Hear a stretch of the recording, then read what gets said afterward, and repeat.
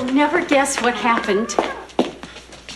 You were followed home by two middle-aged men. Wow, he's good. You know, Mrs. Burgess, the woman who gives the historical presentation to tour groups at the museum? Yeah. She's retiring, and I've been asked to replace her. We came by to see your reaction. Congratulations. What a letdown. Guess we should leave so Dick can calm down. Honey,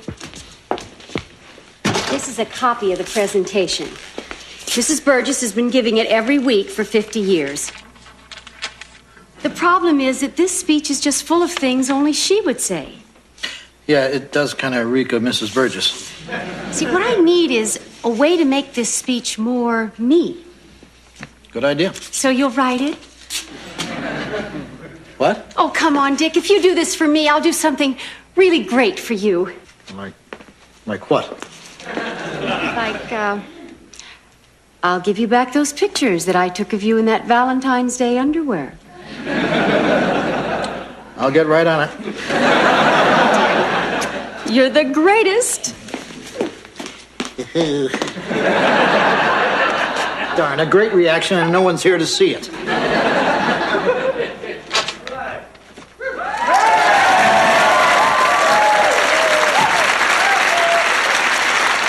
Hi, I'm Larry. This is my brother Darryl, and this is my other brother Darryl.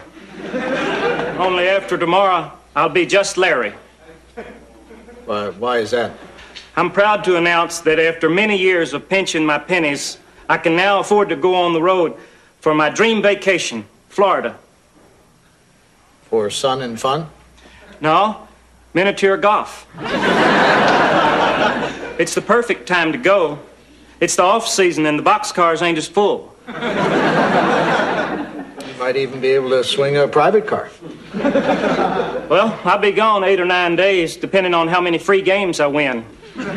So, while I'm gone, I need someone to look after Darryl. Why don't you take him with you? Well, we were all planning to go together. Whereas I was thrifty, though, they blew all their money on ball bearings.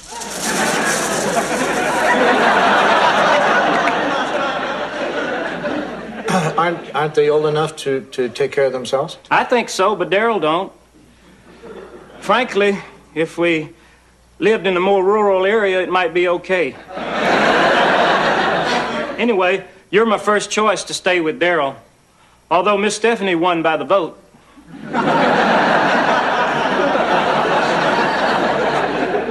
Guys, I have a big speech to rewrite, and I really don't think I could give them any quality time.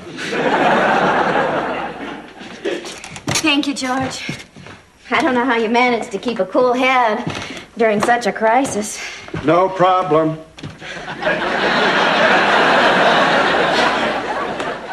Hi, Miss Stephanie. Hi, guys. Miss Stephanie, I hate to impose, but I'm going to be going away, and I need someone to look after Darryl.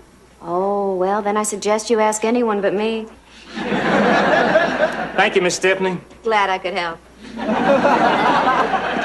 Larry, I'd be glad to stay with Darryl. Really? What do you think? Well, it's all right with Darryl. But before I go blindly handing over the reins of authority, I'd like to be sure in my own mind that you're the right man for the job. Okay. Hypothetically speaking, what would you do if Darryl catches on fire?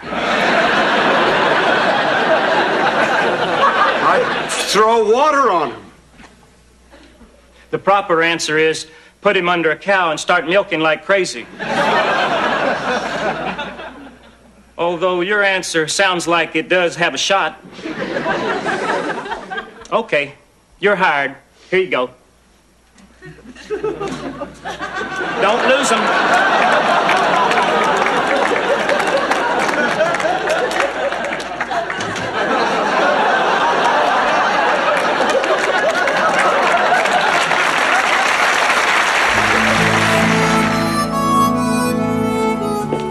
Dick, I just finished reading what you did to the speech.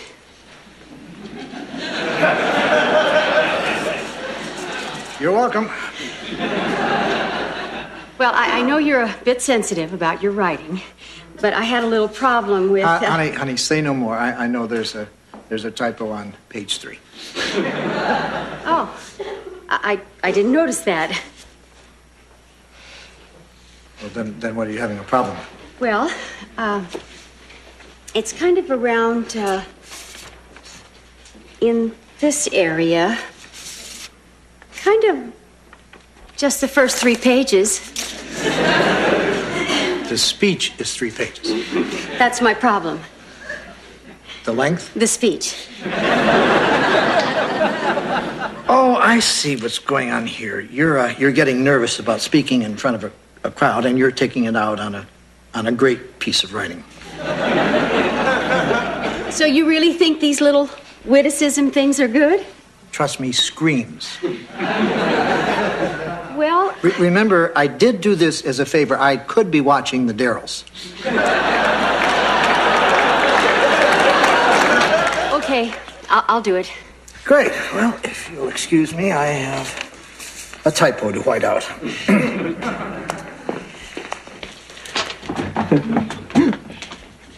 Hi-ho, Jojo. How's it go? Hi, Michael, Stephanie. Listen, how would you like to do me a favor? Well, I think I speak for us both when I enthusiastically say, it depends. I'm giving a speech at the museum on Saturday, and I'd really appreciate a few familiar faces in the audience. Freeze frame on that thought, Joanna. What do we think, Keiko Cups? It's at the museum. Correct me if I'm wrong, but isn't that where they keep old and rusty things that were quaint 100 years ago but now are just gross? It would only be for half an hour.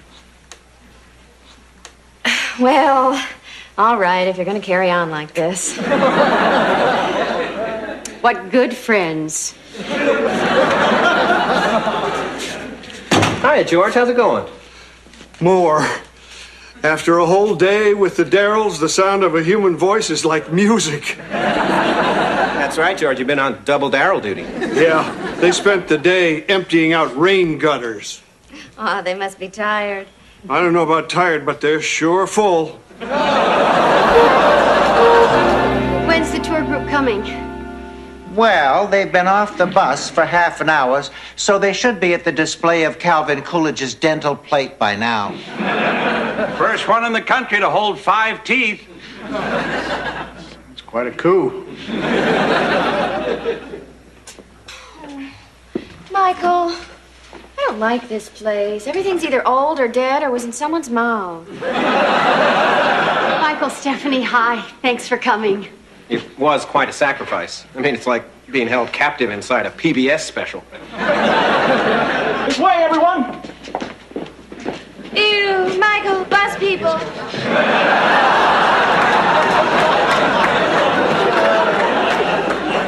Joanna, I'd like you to meet Kirby, the bus driver. Hi. Well, you already got Burgess beating the Bob department.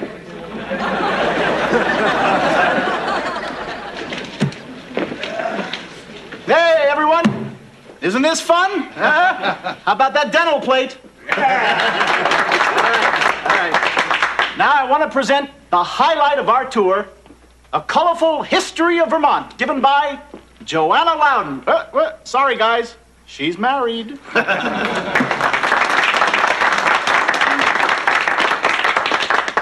Welcome to Vermont. Early settlers worked long and hard to forge a community here against many hardships. These Yankees faced harsh weather, famine, even Indians. Of course, the Yankees beat the Indians 12-8.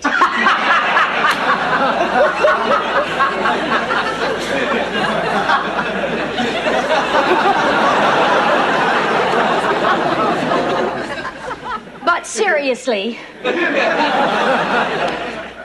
when discussing the early history of our state, one man stands out, namely Ethan Allen.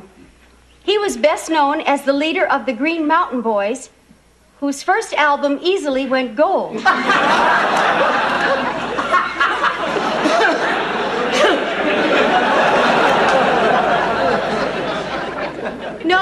please, really.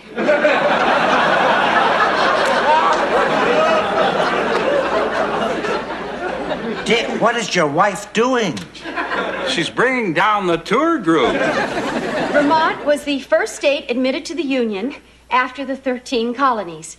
For those of you who don't remember, the 13 colonies were Massachusetts, Rhode Island, Pennsylvania, and in case Santa Claus is here, yes, Santa Claus, there is a Virginia. Honey, let's sneak out and get another look at those teeth.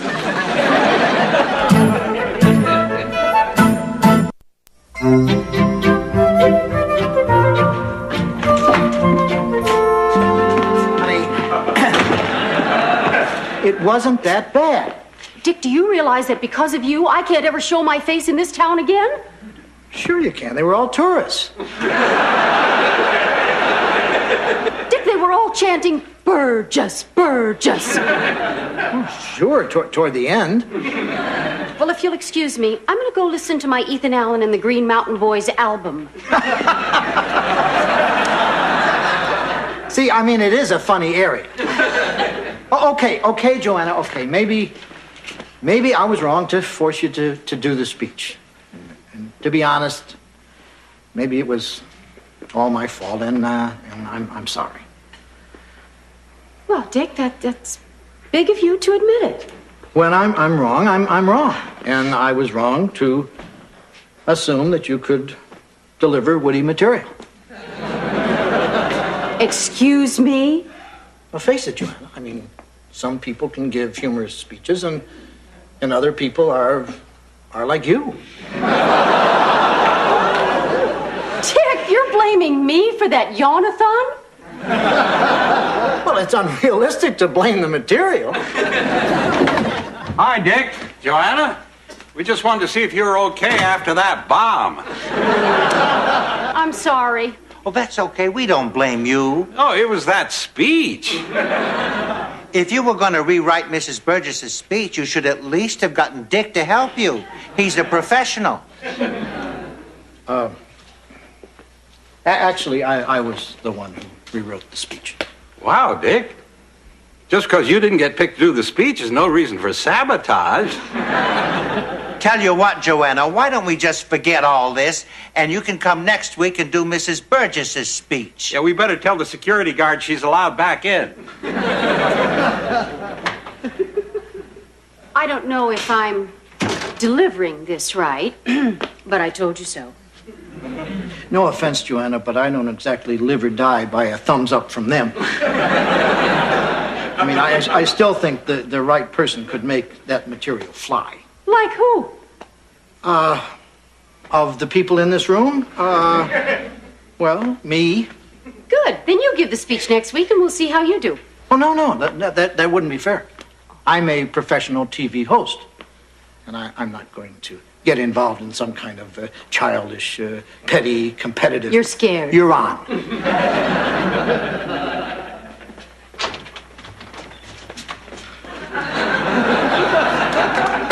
Hi, I'm George.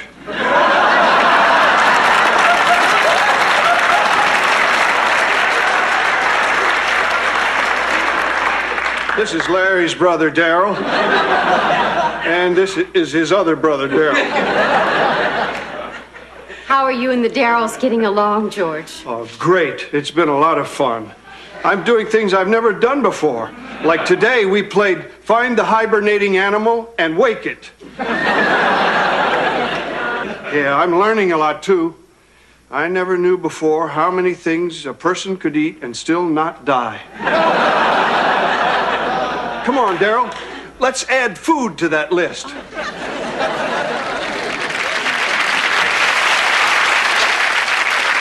Hi, I'm Larry, miniature golfed out.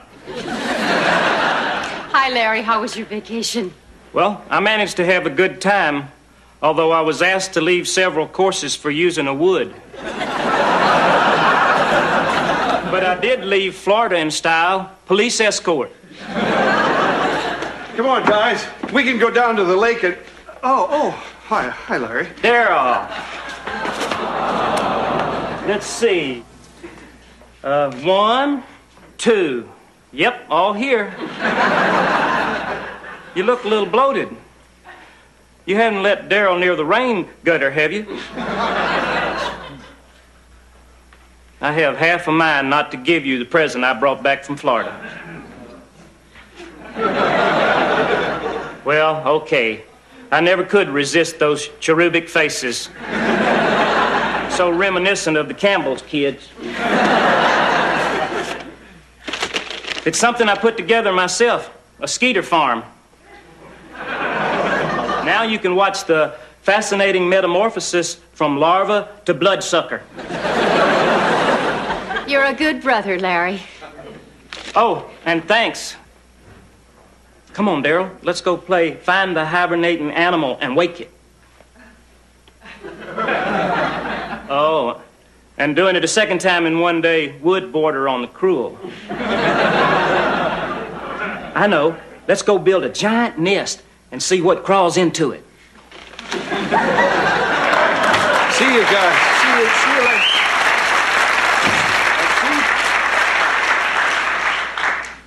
Boy, you stay with him, spend time with him, do fun things with him, and what do you get? They leave without saying so much as a simple goodbye. Go have kids. Honey, do you think we should rearrange the chairs so there's more room for rolling in the aisles? Good idea, Dick. Anything that could cut down trampling during the mass exit. Hi, Dick. Joanna. Well, we're really looking forward to hearing that old speech.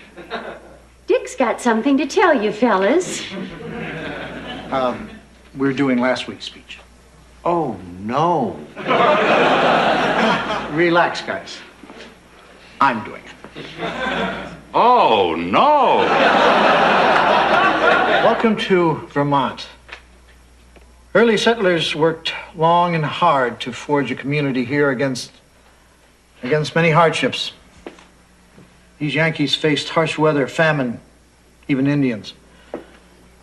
Of course, the Yankees beat the Indians 12-8.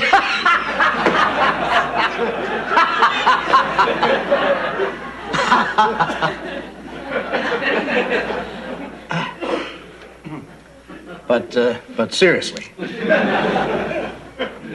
when discussing the early history of our state, one man stands out. Ethan Allen. Of course, he was best known as the leader of the Green Mountain Boys, whose first album easily won gold.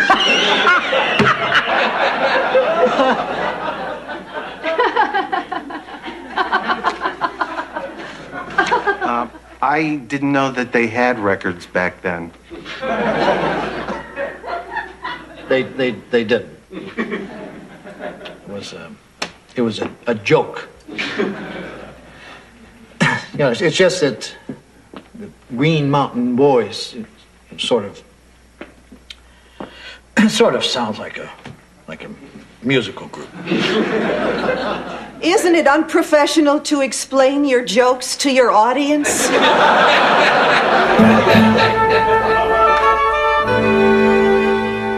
I made a fool of myself.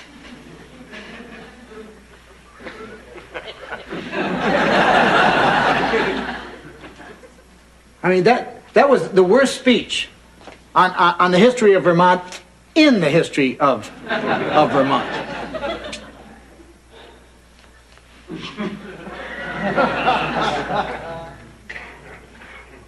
I hope those people weren't serious about cutting off all their own ears. Joanna, aren't you going to comfort me? In a minute. First, I want an apology. For humiliating myself? Dick, you humiliated me. That was last week. I'm talking about fresh pain here. Okay, Joanna. You were completely right, and I was completely wrong, and I'll never do anything like that to you again. Well, that covers everything, doesn't it? Yes, it does, honey. And thank you. You're welcome. Now I'm going to say something else negative about myself, and I expect you to disagree with me a lot. I am the worst writer in this galaxy, and maybe the two nearby. Dick, you are not. I said a lot. Dick, you're a wonderful writer. But even the best writers write bad things occasionally. Only instead of crumpling them up, you gave them to your wife. But what if everything I ever wrote was bad? I mean, I put humor in my how-to books. I mean,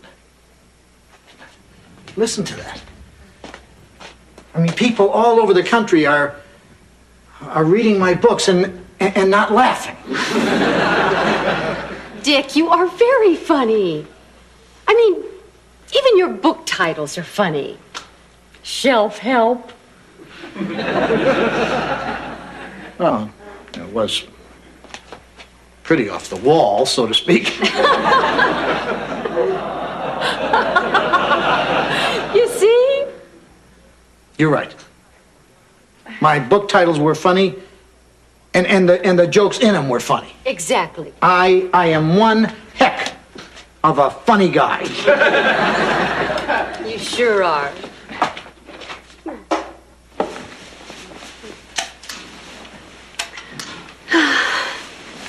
Good night, honey. Good night.